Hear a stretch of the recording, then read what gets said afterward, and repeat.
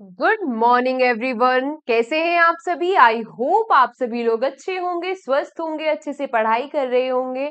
मैं निकिता चौधरी स्वागत करती हूँ आप सभी का हमारे एग्जाम जर्नी परिवार में। मैं रोज रोज सेम लाइन बोल देती हूँ आप, है ना?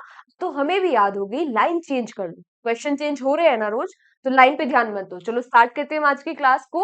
और आज की क्लास में हम क्या देखने वाले हैं? आज की क्लास में हम देखने वाले हैं 22 अगस्त की इंपॉर्टेंट करंट अफेयर्स। तो स्टार्ट करते हैं अपनी क्लास को। और आज का हमारा फर्स्ट क्वेश्चन क्या है? आज का हमारा फर्स्ट क्वेश्चन हो जाता है क्या?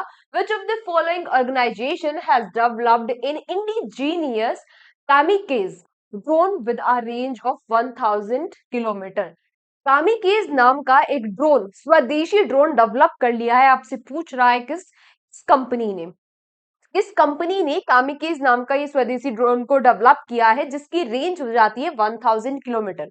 आपसे क्वेश्चन में ये पूछ रहा है। सबसे पहली बात तो ये आती है कि ये जो कामिकेज ड्रोन है, ये जो कामिकेज, क्या नाम हो जाता है इसका? Kamikaze drone. कामिकेज ड्रोन, इसकी जो रेंज है, वो तो क्वेश्चन में भी दिया हुआ मैम, हाँ, पर फिर भी इंपॉर्टेंट हो जाता है तो हम लिख लेते हैं। इसकी जो रेंज है 1000 किलोमीटर है। और ये क्या हो जाता है? ये 30 to 40 kg, ये 30 to 40 kg एक्सप्लोसिव को लेकर फ्लाई कर सकता है। ये जो ड्रोन है, इसके बारे में खास बात क्या है? एक तो खास बात ये हो जाती है कि ये इंडिजीनियसली डेवलप्ड यानी कि स्वदेशी है। उसके ऊपर से ये एक सुसाइडल ड्रोन है। सुसाइडल ड्रोन हो जाता है। सुसाइडल ड्रोन का मतलब मैम, देखो, सुसाइडल ड्रोन, आपने सुसाइडल बॉम्बर सुना होगा ना, कि जो टेररिस्ट, कुछ ऐसे टेररिस्ट होते हैं जो अपने आप में बॉम्ब बांध के आ जाते हैं, है ना? ऐसा सुना होगा आपने। तो ये काइंड ऑफ उसी तरीके का ड्रोन हो जाता है। हमने इस ड्रोन में अगर कोई टारगेट सेट कर दिया, हमने अगर इस ड्रोन में कोई टारगेट सेट कर दिया, तो ये कितनी दूर तक जा सकता है? 1000 किलोमीटर तक जा सकता है। और कितना एक्सप्लोजिव लेके जा सकता है? 30 से 40 kg। तो अगर कोई एनिमी की मिसाइल आ रही है, फॉर एग्जाम्पल, वो टारगेट है इसका, तो उस हमने इसमें टारगेट सेट कर दिया, तो ये क्या करेगा? ये उस टारगेट पर पहुंचेगा, उसको हिट करेगा और फट जाएगा, खुद भी उसके साथ नष्ट हो जाएगा और उस टारगेट को भी नष्ट कर देगा। यानी कि ये क्या हो जाता है? एक सुसाइडल ड्रोन हो जाता है। ये अनमेंड, ये क्या है? अनमेंड एयर व्हीकल है। ये क्या है? अनमेंड एयर व्हीकल है, यानी कि आदमी की जो उसमें जरूरत ही नहीं है, ड्रोन है। उसके साथ साथ ये जीपीएस से भी ट्रैक नहीं हो सकता, ये विदाउट जीपीएस वर्क करेगा। यहाँ पर आपके दिमाग में बात आ रही होगी, आ रही है, अगर नहीं भी आ रही है तो भी सुन लो, कि इसका नाम कामिकेज ही क्यों रखा गया? इसका नाम कामिकेज ही क्यों रखा गया? तो इसका नाम कामिकेज रखने के पीछे एक बहुत बड़ा रीजन है। क्या रीजन है? वर्ल्ड वॉर 2 के टाइम पर, किस टाइम पर? वर्ल्ड वॉर 2 के टाइम पर, जो जापान की एक यूनिट हुआ करती थी, जापान की एक यूनिट थी, जिसका नाम क्या था? जिसका नाम था कामिकेज यूनिट। Kamikaze unit. और ये यूनिट थी सुसाइडल पायलट्स की। सुसाइडल जो पायलट्स थे, उनकी ये यूनिट थी। इसीलिए उनके नाम पर इसका नाम क्या रखा गया? इसका नाम रखा गया, ये भी एक सुसाइडल ड्रोन है, तो इसका नाम रखा गया कामिकेज। क्वेश्चन पे आते हैं। क्वेश्चन क्या पूछ रहा है कि इसको डेवलप किसने किया है? तो इसको डेवलप किया है एनएएल। इसको डेवलप किसने किया है? इसको डेवलप किया है एनएएल। एनएएल का मतलब क्या हो जाता है? एनएएल का मतलब क्या हो जाता है? एनएएल का मतलब हो जाता है यहाँ पर क्या? नेशनल। एनएएल का मतलब क्या हो जाता है? नेशनल। हाँ मैम, नेशनल तक तो हमने भी सोच लिया था एम देख के, उसके आगे बताओ। चलो उसके आगे बात करते हैं। National aerospace limited. सोच लिया था आप लोगों ने, हैं? इतने अच्छे बच्चे हो आप। नेशनल एरोस्पेस लिमिटेड कब स्टैब्लिश्ड हुई थी? ये स्टैब्लिश्ड हुई थी 1959 में। हेडक्वार्टर्स इसके कहां पर हो जाते हैं? कहां पर हो जाते हैं? जहां पर इसरो के हेडक्वार्टर है, कहां पर? बेंगलुरु में। बेंगलुरु में हो जाते हैं इसके हेडक्वार्टर। और सबसे इंपॉर्टेंट चीज क्या हो जाती है? सबसे इंपॉर्टेंट फैक्ट यहाँ पर ये हो जाता है कि ये CSIR, इसको स्टैब्लिश किया गया था CSIR के द्वारा। इसको स्टैब्लिश किसके द्वारा किया गया था? Bye CSIR। CSIR क्या होता है? CSIR होता है सेंटर, है ना? ये तो पता होगा, आपने, हम कई बार पढ़ चुके हैं, पता है ना इसके बारे में तो आप सभी लोगों को। Centre for scientific and industrial research, centre for scientific and industrial research, जिसकी हेड कौन हो जाती है, आप जरा मुझे उनका नाम बता दो। आप जरा मुझे उनका नाम बता दो। इनकी जो हेड हो जाती है वो इसकी क्या है, इसकी जो हेड है वो फर्स्ट फीमेल हेड है। ये क्या हो जाती है, फर्स्ट फीमेल हेड हो जाती है इसकी, और उनका नाम क्या हो जाता है, एन कल्ला सेल्वी जी। एन कल्ला सेल्वी जी, ये नाम काफी इंपॉर्टेंट है, एन कल्ला सेल्वी जी। इनका भी हाल फिलहाल में जब टेन्योर एक्सटेंड किया गया था तब भी हमने इनके बारे में पढ़ा था। तो इस क्वेश्चन से रिलेटेड इतनी सारी चीजें आपको क्लियर है ना, क्लियर है सारी चीजें। एन के बारे में, CSIR के बारे में, और नाम कहाँ से आया, कितनी रेंज है, ये सारी चीजें क्लियर है ना। ये हो जाता है ये ड्रोन, ये क्या हो जाता है, ये ड्रोन हो जाता है। यहाँ पर भी सेम ही चीजें लिखी हुई है कि ये जीपीएस के बिना काम करेगा। 1000 किलोमीटर की रेंज हो जाती है, 30 to 40 kg एक्सप्लोसिव को लेकर फ्लाई कर सकता है। ठीक है, नेक्स्ट क्वेश्चन हमारा क्या कह रहा है, where was the third India Japan 2+2 ministerial dialogue held recently. आपसे पूछ रहा है कि अभी हाल ही में तीसरा भारत और जापान का 2+2 मिनिस्ट्रियल डायलॉग कहां पर हुआ है, मिनिस्ट्रियल डायलॉग कहां पर हुआ है। बात सबसे पहले ये आती है कहां पर हुआ है वो तो हम पढ़ लेंगे, लेकिन ये है क्या तभी तो याद रख पाएंगे। तो देखो ये 2+2 मिनिस्ट्रियल डायलॉग होता क्या है, ये होता है कि ये दो देशों के बीच में होता है, ये दो देशों के बीच में होता है, और उसमें दो दो मिनिस्टर्स होते हैं दोनों देशों के। कौन से दो दो मिनिस्टर्स होते हैं, जो दो मिनिस्टर्स होते हैं वो होते हैं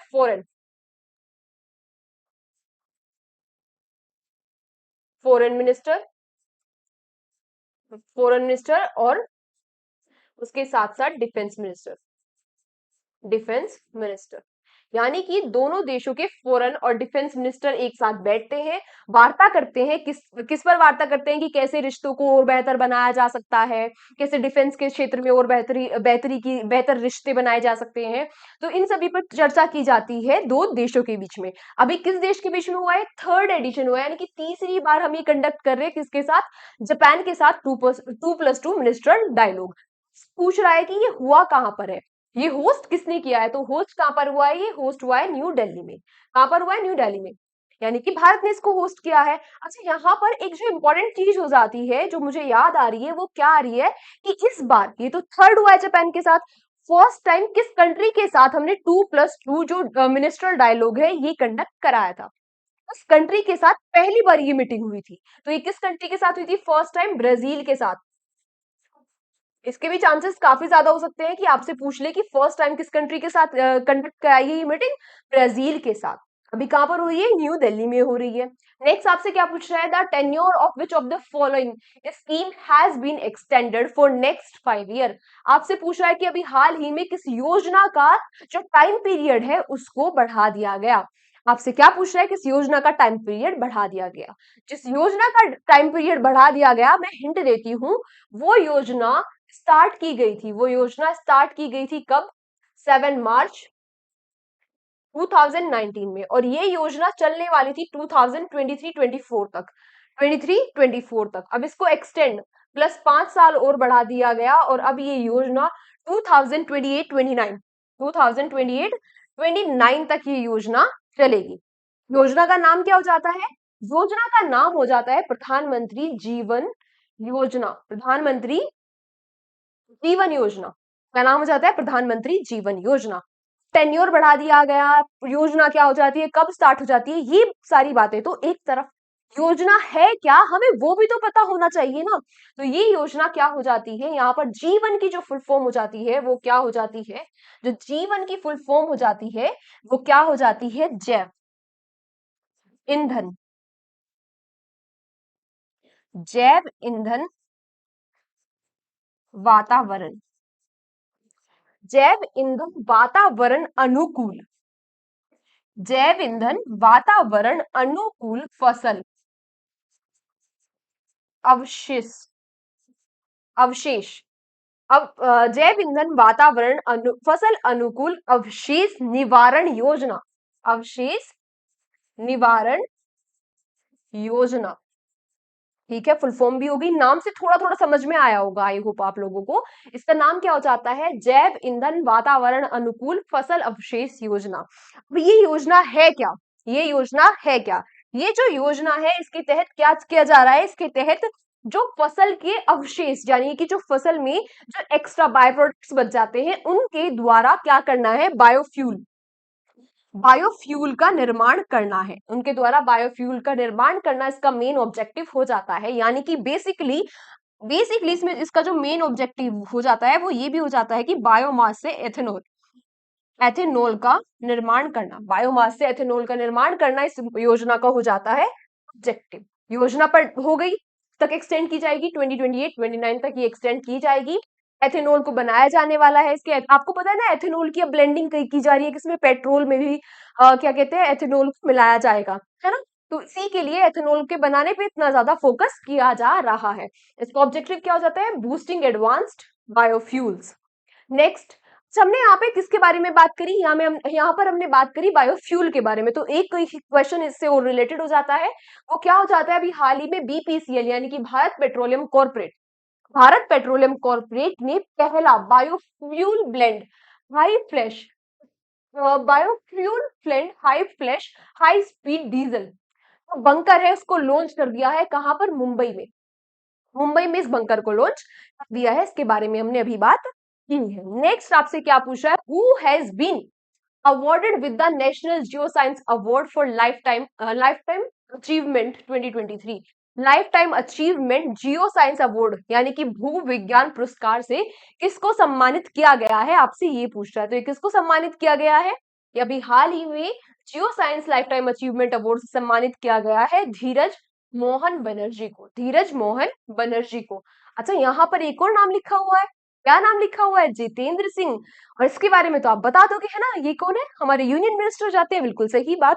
इनको भी तो अभी एक लाइफ टाइम अचीवमेंट अवार्ड से सम्मानित किया गया था, किस फील्ड में सम्मानित किया गया था, जल्दी जल्दी बताओ किस फील्ड में, किसमें, डायबिटो डायबिटोलॉजी के फील्ड में, इनको भी सम्मानित किया गया था लाइफ टाइम अचीवमेंट अवार्ड से। अभिनव बिंद्रा को किससे सम्मानित किया जा रहा है, किससे, हाँ हाँ, अरे हम 6 मेडल लेके आए हैं, जहां पर, कहां पर, जो पेरिस फ्रांस में हो रहा था, 33rd एडिशन था, सीन रिवर के बैंक पर, है ना। 5 मेडल में से जो 5 मेडल है हमारे ब्रॉन्ज है और एक सिल्वर है 6 मेडल में से, है ना। जो सिल्वर मेडल लेके आए वो कौन लेके आए, नीरज चोपड़ा, जेवलिन थ्रो में, थ्रो कितना है उनका 89.45, है ना। पहला मेडल कौन लेके आई थी, मनु भाकर। ऐसे याद करते हो आप सारी चीजें, कनेक्ट करते हो, नहीं करते हो ना, क्योंकि आप रिवीजन नहीं करते हो। जितनी बारी आप रिवीजन करोगे, जैसे मैं बोल रही हूँ ना, ऐसे आपको सारी चीजें लाइन टू लाइन याद आ जाएगी। और जिस दिन आपने ऐसे कनेक्ट करके पढ़ना शुरू कर दिया ना, उस दिन आपको पढ़ने में इतना मजा आएगा ना, चीजें आपको लंबे टाइम तक याद रहेगी, इंटरेस्टिंग हो जाती है चीजें कि आपने कनेक्ट करना शुरू कर दिया, ऐसे चेन बना बना के पढ़ते गए, तो ऐसे पढ़ने में बहुत ही मजा आएगा। अच्छा अभिनव बिंद्रा को किस अवार्ड से सम्मानित किया गया, किससे, ओलंपिक ओलंपिक ऑर्डर से, है ना, ओलंपिक ऑर्डर से सम्मानित किया गया। ये रहे धीरज मोहन जी, इनको जियो साइंस अवार्ड से सम्मानित किया गया है। नेक्स्ट क्वेश्चन क्या पूछ रहा है, नेक्स्ट क्वेश्चन पूछ रहा है the recently resumed ferry service connects which Indian city Kankesanthurai in Jaffna Sri. Jaffna Sri के संथुरई को इंडिया के किस शहर से कनेक्ट कर दिया गया, किसके द्वारा, फेरी के द्वारा। अब ये फेरी क्या होती है, फेरी होती है नौका यानी कि छोटी बोट के द्वारा श्रीलंका के एक सिटी को कनेक्ट कर दिया गया है भारत के एक शहर से।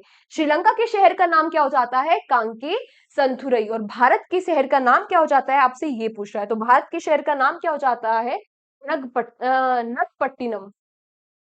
नगपट्टिनम हो जाता है भारत के शहर का नाम। ये नगपट्टिनम है कहां पर, भारत के तमिलनाडु में हो जाता है। चलो इसको मैप पे देखते हैं, ये रहा श्रीलंका, ये रहा इंडिया, यहाँ पर हो जाता है हमारा तमिलनाडु। इस तमिलनाडु में ये रहा नगपट्टिनम, क्या रहा, नगपट्टिनम। और जो कंकी सेंथुलई है ये कहां पर है, ये श्रीलंका का, यहाँ पे क्या हो जाता है, जाफना के श्रीलंका के जाफना में हो जाता है के संतुरई। इसको कनेक्ट कर दिया गया है, ये देखो इस रास्ते पे फेरी यानी कि नौका से इसको कनेक्ट कर दिया गया है। यहाँ पर आपको एक और चीज याद रखनी है, पाक स्टेट, है ना, बहुत बार पूछी जाती है कि इंडिया और श्रीलंका के बीच में कौन सी स्टेट है, पाक स्टेट। कौन सी स्टेट है, पाक स्टेट, ठीक है। नेक्स्ट आपसे क्या पूछा है, who has recently been appointed as the chairman of committee on welfare of OBC. OBC के वेलफेयर के लिए जो कमेटी बनाई गई है, आपसे पूछ रहा है कि उसके चेयरमैन अध्यक्ष यानी कि किसको अपॉइंट कर दिया गया है। कल की क्लास में ही हमने पढ़ा था कि जो ये पार्लियामेंट्री कमेटीज है, जो ये अभी 6 पार्लियामेंट्री कमेटी बनाई गई है। कितनी? 6 पार्लियामेंट्री कमेटीज बनाई गई है। पार्लियामेंट्री कमिटीज बनाई गई है किसके द्वारा? लोकसभा के स्पीकर के द्वारा।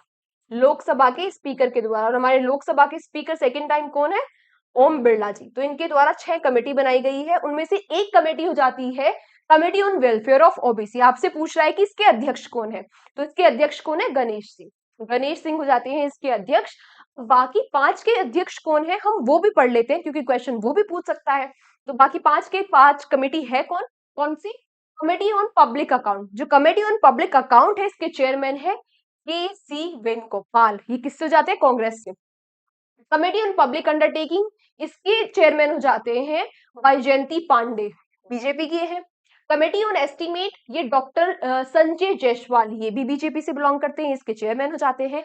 Committee on the welfare of scheduled caste and scheduled tribe, ST के लिए, SC ST के लिए जो कमेटी बनी है, उसके चेयरमैन हो जाते हैं डॉक्टर कागन सिंह।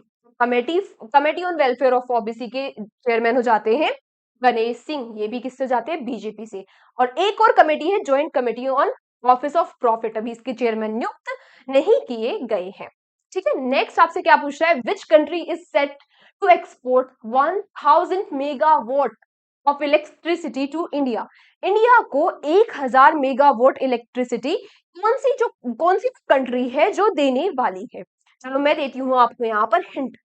उस कंट्री की कैपिटल हो जाती है काठमांडू। अरे मैम, इतना इजी हिंट दे दिया, हमने तो पहली बार में ही पहचान लिया है ना। अभी भी कौन वो नालायक बच्चे हैं जिनको अभी भी हिंट देने के बाद भी, इतना इजी हिंट देने के बाद भी समझ में नहीं आया कौन सी कंट्री है? सच सच बता देना, है ना, नहीं तो किसकी कसम है। हाँ, बिल्कुल सही पकड़े हैं। करेंसी क्या हो जाती है? करेंसी क्या हो जाती है? नेपाली रुपी। नेपाली रुपी। अब तो अब भी नहीं पता लगा, है ना? बिल्कुल भी नहीं पता चला होगा आपको, है ना? कौन सा कंट्री हो जाती है? नेपाल। नेपाल देने वाली है भारत को 1000 मेगावाट इलेक्ट्रिसिटी। नेक्स्ट आपसे क्या पूछा है? Who has recently release centenary commemorate coin in the honour of M Karunanidhi. M Karunanidhi के सम्मान में किसने कॉइन को लॉन्च किया है? किसने शताब्दी कॉइन को लॉन्च किया है? तो किसने लॉन्च किया है? ये लॉन्च किया है किसने? हमारे डिफेंस मिनिस्टर ने। डिफेंस मिनिस्टर ने। और हमारे डिफेंस मिनिस्टर कौन हो जाते हैं? राजनाथ सिंह जी। तो राजनाथ सिंह जी ने इस कोमेमोरेट यादगार कॉइन को क्या कहते हैं, लॉन्च किया है। बात करें हम जो एम करुणानिधि जी हैं इनके बारे में, तो ये कौन है?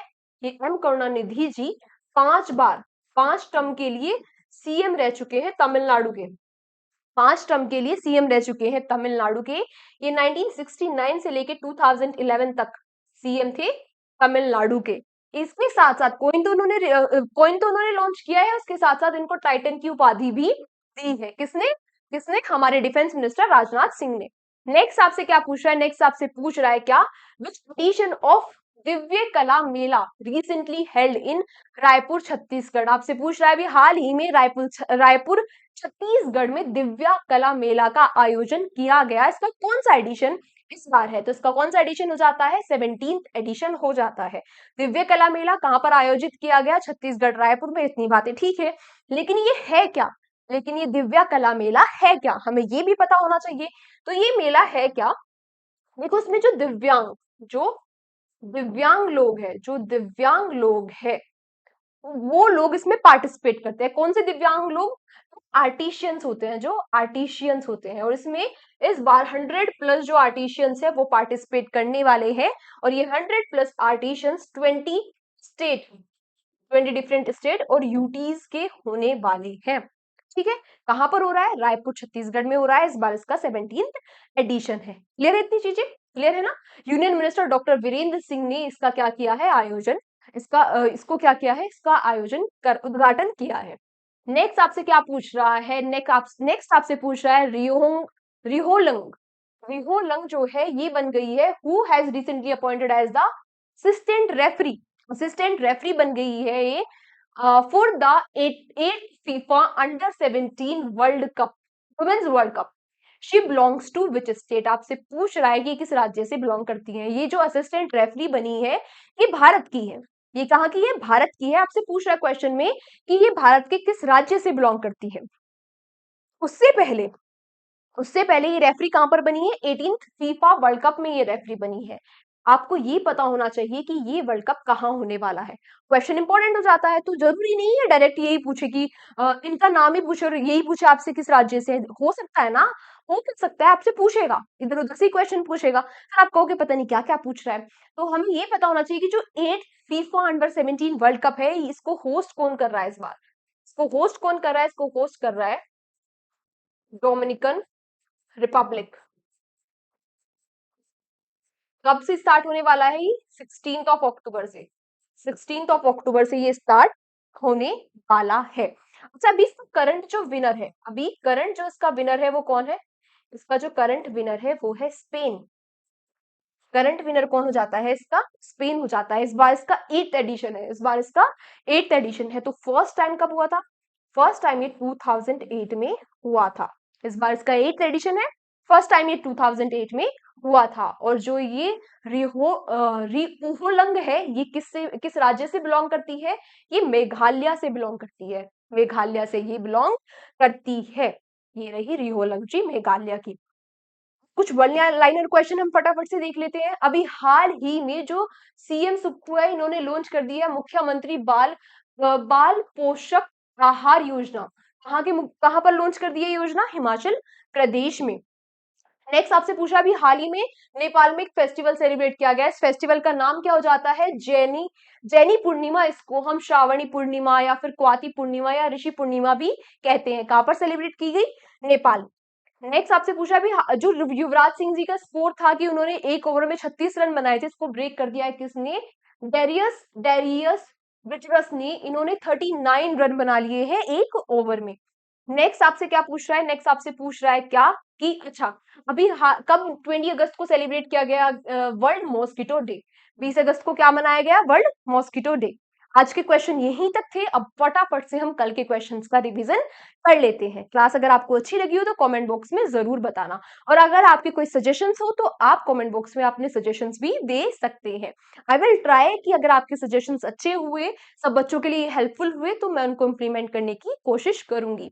अब हम करने वाले हैं क्या? Revision question. तो रिवीजन क्वेश्चन का फटाफट से आपको आंसर देना है, क्योंकि आप तो अच्छे बच्चे हो, आपने तो कल रिवीजन किया होगा। अच्छा, एक क्वेश्चन और रह गया। क्या है ये? अभी हाल ही में जो कोस्ट गार्ड के डायरेक्टर जनरल थे राकेश पाल, इनका निधन हो गया है हार्ट अटैक से। ठीक है, अब क्या करने वाले हैं हम? रिवीजन क्वेश्चन देखने वाले हैं। इनका आपको फटाफट से क्या करना है? आंसर करना है। ठीक है। Which recently typhoon brought heavy rains. कहाँ भी आपसे पूछा है कि कहाँ भी जो टाइफून है जापान में जिस किस टाइफून ने हिट किया उसका नाम आपसे पूछ रहा है। टाइफून का नाम क्या हो जाता है? टाइफून का नाम हो जाता है क्या? Typhoon ample. नेक्स्ट आपसे पूछ रहा है who when is the world humanitarian day celebrated every year. Humanitarian day हम कब सेलिब्रेट करते हैं? 19 अगस्त को, और 20 अगस्त को वर्ल्ड मॉस्किटो डे। नेक्स्ट आपसे पूछ रहा है who has been appointed as the India's permanent representative to United Nation. United Nation में इंडिया के परमानेंट रिप्रेजेंटेटिव कौन बन गए हैं? P Harish ji. Next which airport, अब उनसे पहले कौन थी? रुचिरा कंबोज जी। Which airport has recently received the highest level 5 green tag from the airport council international? तो कौन से दो एयरपोर्ट है जिनको ये 5 लेवल ग्रीन टैग मिल गया है? दिल्ली एयरपोर्ट और बेंगलुरु एयरपोर्ट। नेक्स्ट आपसे क्या पूछ रहा है? 425 how many new parliamentary committees were constituted by the Lok Sabha speaker. अब तो आप उनके क्या भी बता दोगे? चेयरमैन भी बता दोगे। तो कितनी कमेटी बनाई गई थी? 6। Where has India Israel recently signed an agreement to establish National Center for Water Technology? Water technology का नेशनल सेंटर कहाँ पर बनाया जाएगा? इंडिया और इसराइल के द्वारा। कहाँ पर? आईआईटी मद्रास में। नेक्स्ट आपसे पूछा है विच British adventurer set a new Guinness world record for highest sky based jumping leaping 18,753 feet from मेरा पीक नेपाल से इन्होंने जंप कर दिया है, हाईएस्ट जंप की है। कौन हो जाते हैं? ब्रिटिश एडवेंचरर हो जाते हैं। आपसे इनका क्या पूछ रहा है? नाम पूछ रहा है। इनका नाम क्या हो जाता है? जोसुफ बेरिगम। नाम क्या हो जाता है इनका? जोसुफ बेरिगम। Where has the highest CSIR expenditure been made in the financial year 23 23 में सबसे ज्यादा एक्सपेंडिचर कहां पर किया गया? महाराष्ट्र में। और सबसे ज्यादा एक्सपेंडिचर किया किसने? एचडीएफसी और टीडीएस ने, टीसीएस ने, सॉरी। नेक्स्ट आपसे क्या पूछ रहा है? Who was declare as the 2024 kid of the year? 2024 kid of the year किसको डिक्लेयर कर दिया गया है? टाइम मैगजीन के द्वारा। तो ये किसको कर दिया गया है? हेमन ब्रेकेल को। उन्होंने क्या किया था? एक ऐसा सोप बनाया है, साबुन बनाया है जो ट्रीटमेंट करेगा स्किन कैंसर का। लास्ट क्वेश्चन कल का क्या हो जाता है? Which EV company announce to launch India first electric micro car Robin? तो रोबिन जो इलेक्ट्रिक माइक्रो कार होने वाली है, इसको कौन लॉन्च करने वाला है? Wings EV. कौन लॉन्च करने वाला है? Wings EV. तो अच्छा, ये कल का ही क्वेश्चन था। ये जो यूपी की आदित्यनाथ योगी जी है, सीएम, वहां पे भी एक योजना लॉन्च हुई थी, मुख्यमंत्री युवा उद्यमी विकास अभियान। तो ये कहां पर लॉन्च हुई थी योजना? वन लाइनर में था ये क्वेश्चन। कहां पर लॉन्च हुई है? उत्तर प्रदेश में। तो thank you so much everyone हमारे साथ सेशन में एंड तक बने रहने के लिए। मैम पीडीएफ कहाँ मिलेगी?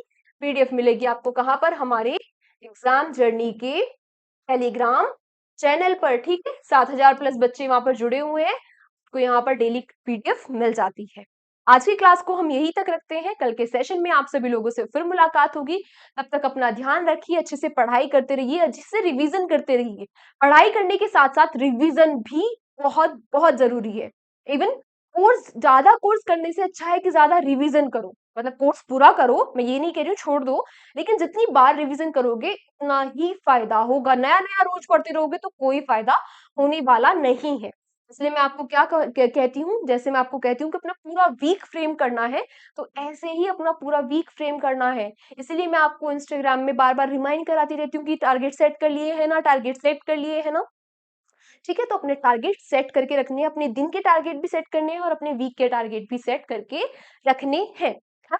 आज की क्लास को हम यहीं तक रखते हैं। कल के सेशन में आप सभी लोगों से फिर मुलाकात होगी। तब तक अपना ध्यान रखिए, अच्छे से पढ़ाई करते रहिए, अपने बड़ों का सम्मान कीजिए, अपने छोटों को प्यार कीजिए। जय हिंद, जय भारत।